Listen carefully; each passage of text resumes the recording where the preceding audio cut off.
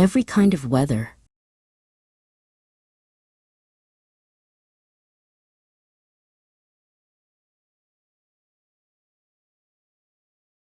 I'm Lily Mae Collins, with a Barking-born zest and Walworth-bred spirit, the ultimate test, she proclaims, adjusting her large black glasses.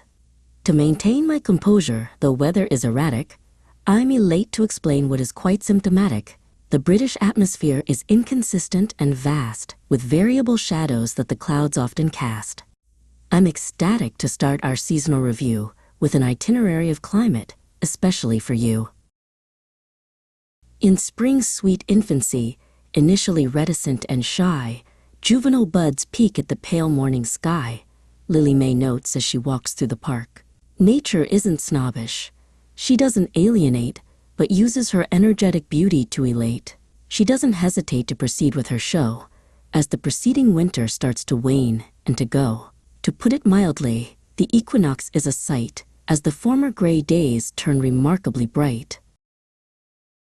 Sibilant silver showers start softly to fall, as a request for new life sounds through nature's hall, she whispers, her voice mimicking the rain's hiss.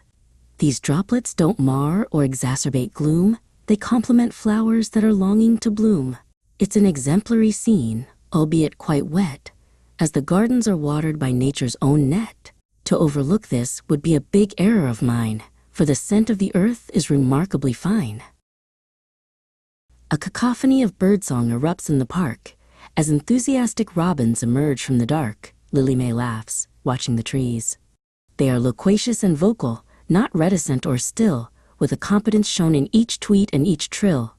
It's a demonstration of life, energetic and bold, as the juvenile leaves start to quickly unfold.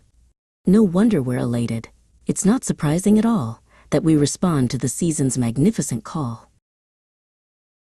When summer arrives, heat is currently king, a monotonous, relentless, and powerful thing, she explains, shielding her eyes. The sun is a monarch, albeit quite grand, as it takes its high throne above London's fair land. The Thames is a mirror where sapphire is retained, while the city's blue skies are flawlessly maintained. To say the least, it's a spacious display, as the heat wave continues day after day. Unfortunately, water can be insufficient and rare, as parched, dismal grass creates a sense of despair, Lily Mae sighs, looking at the ground. We feel crestfallen, as the flowers all droop, and the gardens deteriorate into a dry, dusty soup. To top matters off, the heat might escalate, creating an abysmal circumstance for the state. Contrary to our hope, the sun will not relent until every drop of the moisture is spent. Humidity can exacerbate the weight of the air, creating a tension that is felt everywhere, Lily Mae warns, watching the darkening horizon. Then, an erratic flash cleaves the violet sky as a cacophonous thunder goes rolling by. The lightning is a jagged neon vein in the dark, threatening to wreck the calm with a spark. To make matters worse, a malfunction of peace sees the fury of nature start to increase. We flee to the coast for an exclusive retreat to evade the city's excessive high heat, she says, standing on the pebbles. On the brink of the ocean, where salt scents the air, we find a relief that is precious and rare. Albeit the sea is notoriously wild, today the waves seem remarkably mild. We won't hesitate or feel any regret as we bask in the sun and get perfectly wet. Autumn enters in an ecstatic display as the green of the summer starts fading away, Lily Mae observes, catching a leaf in the air. It is an organized chaos of amber and brown as the foliage carpet settles over the town. The wane of the light is a gradual thing, reminiscent of changes that harvest will bring.